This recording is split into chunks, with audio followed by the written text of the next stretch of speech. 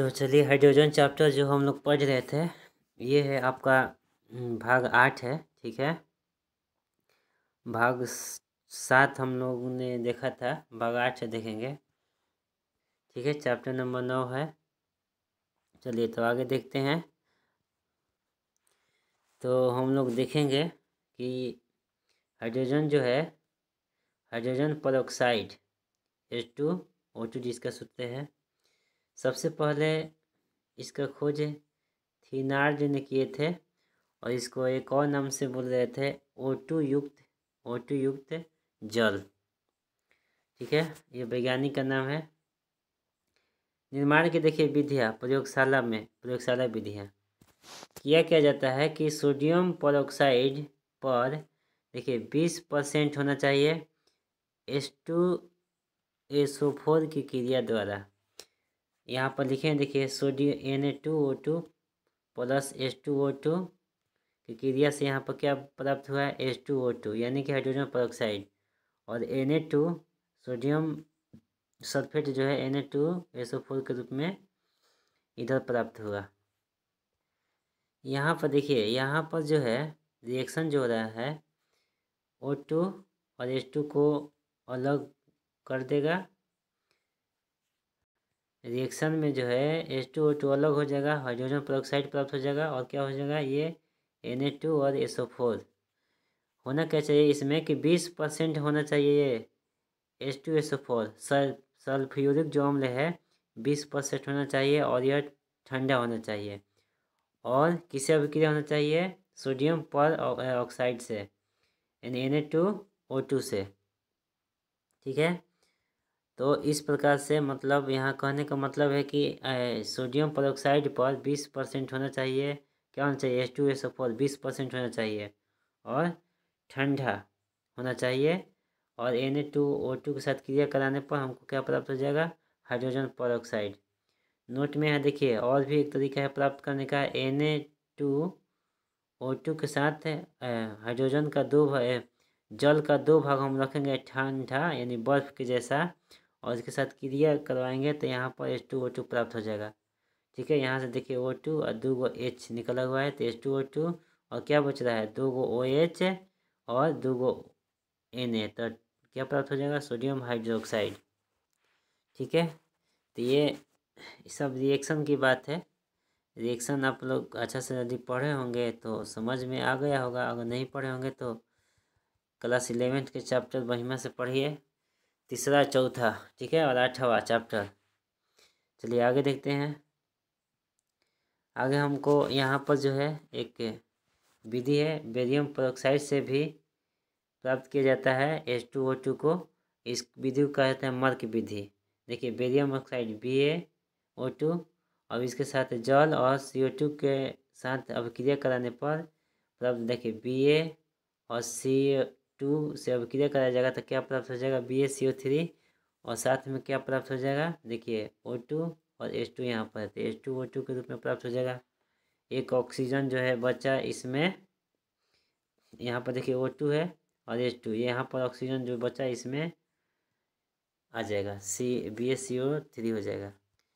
यहाँ पर यही ध्यान रखना है कि बेरियम परऑक्साइड से भी प्राप्त किया जाता है H2O2। ठीक है, इसको कहा जाता है मर्क विधि, ध्यान रखिएगा। बेरियम परऑक्साइड पर H2SO4 की क्रिया द्वारा भी प्राप्त किया जा सकता है। देखिए, बेरियम ऑक्साइड और जल के 8 को यहाँ पर कण है, और इसके साथ सल्फ्यूरिक अम्ल की अभिक्रिया कराने पर, ठीक है, यहाँ पर देखिए H2O2 प्राप्त हो गया। ठीक है, तो इस प्रकार से जो है मतलब बेरियम परऑक्साइड द्वारा बेरियम परऑक्साइड पर H2SO4 की क्रिया द्वारा क्या प्राप्त किया जा रहा है, H2O2, ध्यान रखिएगा, हाइड्रोजन परऑक्साइड।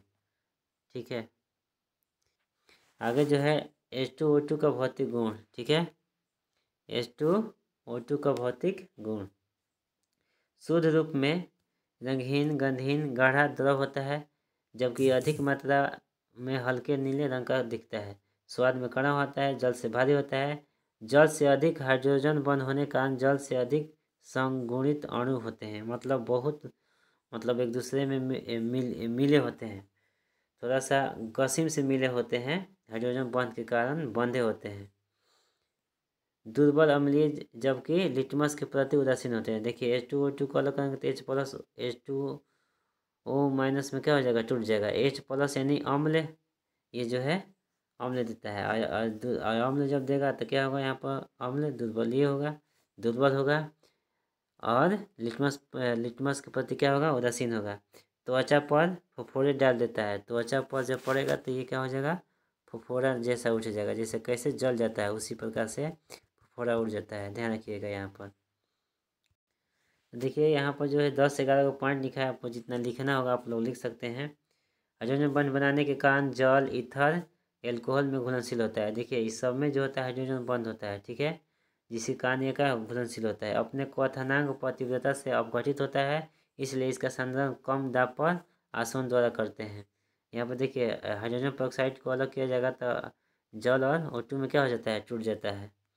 इसका जो सांद्रण होता है कम दाब पर आसवन द्वारा करते हैं। यह प्रतिचुंबकीय होता है, ठीक है। 10 शुद्ध अवस्था में इसका पराविद्युतांक जो होता है 93.7 होता है, ठीक है। नोट में यहाँ देखिए प्रबल ऑक्सीकारक को अस्थायी होने के कारण यह एक अच्छा आयनकारी विलायक नहीं है। देखिए निर्जल H2O2 0 डिग्री सेल्सियस से कम ताप पर अस्थायी होता है। तो ये सब आप लोग को याद करने वाली चीज़ है, ठीक है। देखिए इसका उपयोग क्या है, H2O2 का उपयोग क्या है, तो रेशम, ऊन, बाल, हाथी दांत का रंग उड़ाने में किया जाता है, ठीक है। पुराने तेल में चित्रों को चमकदार बनाने में किया जाता है। ये रिएक्शन यहाँ पर लिखा हुआ है। तीसरा जो है प्रतिरोधी के रूप में। चौथा दूध और शराब को सड़ने से बचाने में किया जाता है। रॉकेट ईंधन के रूप में भी किया जाता है, नोदक के रूप में भी किया जाता है। और जो H2O2 होता है तो जल और ऑक्सीजन में जो टूटता है तो उस समय बहुत अधिक मात्रा में ऊष्मा प्राप्त होता है, 6.9 किलो कैलोरी, ठीक है। और इसका उपयोग कहाँ है, पेरोक्साइड के निर्माण में। तो ये सब आप लोग को याद करने वाली चीज़ें याद कर लीजिएगा। चलिए तो आप लोग का ये जो है समाप्त हो गया। मेन आपको कहाँ ध्यान देना है, आप लोग को मेन जो है देखिए मेन आपको यहाँ ध्यान देना है कि हाइड्रोजन पेरोक्साइड जो होता है किस प्रकार से बनाया जाता है।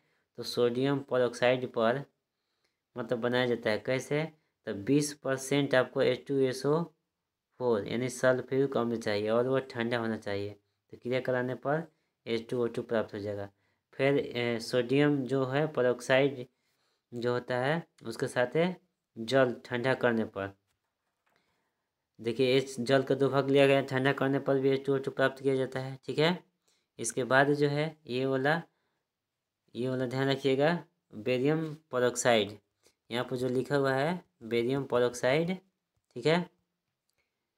तो बेरियम पेरोक्साइड जिसे मल की विधि भी कहा जाता है, इससे भी मतलब प्राप्त हो जाता है। इसके साथ जल और CO2 के अभिक्रिया कराने पर H2O2 प्राप्त हो जाता है। और बेरियम पेरोक्साइड पर भी H2 सल्फ्यूरिक अम्ल की क्रिया द्वारा भी यह प्राप्त होता है, ठीक है। तो आप लोग हाइड्रोजन जो चैप्टर है, हाइड्रोजन चैप्टर आप लोग को मतलब समाप्त हो गया। जो मेन टॉपिक था वो चीज़ को हमने बता दिया, ठीक है। और विशेष आपको लाभ प्राप्त करना है तो इसी चीज़ को अच्छा से पढ़ लीजिएगा, ठीक है। हालांकि इसके 12वां क्लास में कोई कंटेक्ट नहीं है, 12वां क्लास में इस चैप्टर का। ये जो चैप्टर है एक बात ध्यान रखिएगा, बात आप लोग ध्यान रखिएगा कि जो चैप्टर है 7, 8 और 9, ठीक है,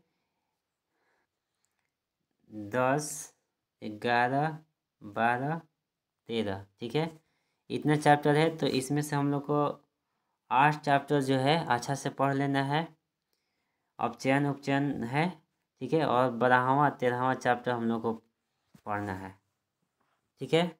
यहाँ पर ध्यान देखिए 9वां 10वां और 11, इसका 12वां में कोई कनेक्शन नहीं है, लेकिन फिर भी थोड़ा सा नॉलेज लेकर चलेंगे तो हम लोग को अच्छा रहेगा। तो हाइड्रोजन जो 9वां चैप्टर जो था आप लोग को समाप्त हो गया। जो भी बात था मोटा मोटी मतलब मेन जो आप लोग को कॉन्सेप्ट यहाँ पर क्लियर हो गया। और जो 10वां जो चैप्टर है हम लोग को पढ़ना है S ब्लॉक का तत्व और P ब्लॉक का तत्व, तो उसमें इसका गुणे के बारे में पढ़ना है, ठीक है। तो उसको भी हम वीडियो द्वारा आप लोग को दे देंगे। और अब दूसरा जो चैप्टर है और तीसरा जो चैप्टर है इसको तो आप लोग रट जाइएगा।